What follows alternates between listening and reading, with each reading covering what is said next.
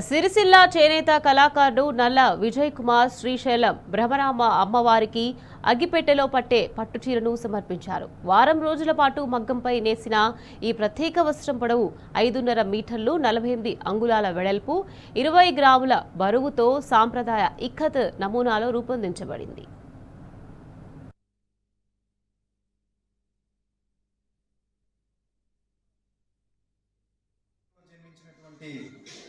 మట్టిలో మాణిక్యం విజయ్ కుమార్ ఈరోజు మన శ్రీశైల మల్లికార్జున బ్రహ్మరాంబాదేవికి క్షేత్రానికి విచ్చేసి అగ్గిపెట్టెలో 5.5 మీటర్ల పొడవగల ఈ పట్టు చీరను ఇముడింపజేసి ఈరోజు అమ్మవారికి కానుకగా ఇవ్వడానికి వారు వచ్చారు.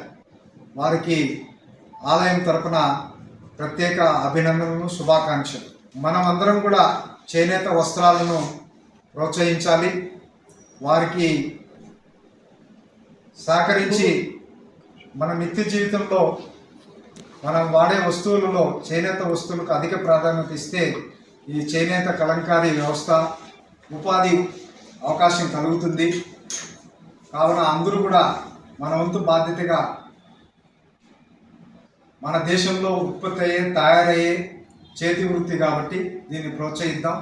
మరొకసారి అమ్మవారికి ఇటువంటి చీర బహుకరించినందుకు విజయ్ కుమార్కు ఆలయం తరపున, ట్రస్ట్ బోర్డు తరపున ప్రత్యేక అభినందన.